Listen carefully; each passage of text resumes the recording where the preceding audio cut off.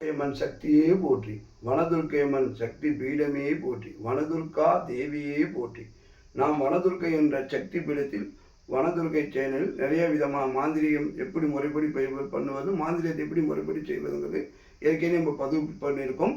இப்போது நமக்கு மறைமுக தொல்லைகளிலிருந்து விலகுவது எப்படி, அதற்கு இதை போல ஒரு லெமன் எடுத்துக்கொள்ளவும். இந்த லெமனை 21 முறை நம்ம நெஞ்சில் வைத்தோ இல்லை கையில் பிடித்தோ நமக்கு யார் தொல்லை பண்ணுறாங்களோ, மறைமுக பிரச்சனை பண்ணுறாங்களோ அவங்க முகத்தை இந்த லெமனில் தெரிகிற மாதிரி இப்படி வைத்து கொண்டும் செய்யலாம், கையில் பிடித்து கொண்டு செய்யலாம்.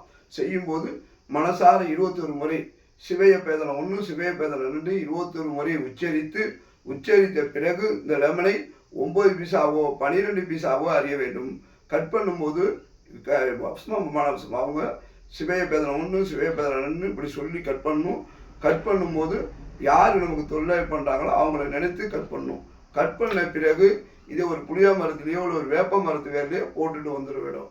இவங்க இயற்கைக்கு ஒரு சக்தியை, இயற்கை இது தொல்லையிலேருந்து எங்களை காப்பாற்றி எங்களுக்கு எந்தவித மறை தொல்லையும் வரக்கூடாதுன்னு இறைவனை இயற்கை வேண்டி வேர் மேல் வீசிவிட்டு திரும்பி பார்க்காம வந்துவிட்டு பிறகு இது மாதிரி ஒரு 3 வெள்ளிகளுமே 5 வெள்ளிகளுமே செய்து பாருங்கள். இது மறைமுக தொல்லையிலிருந்து கண்டிப்பாக நீங்கள் விடுபடலாம். நன்றி நன்றி நன்றி. வனதுர்க்க சக்தியே போற்றி.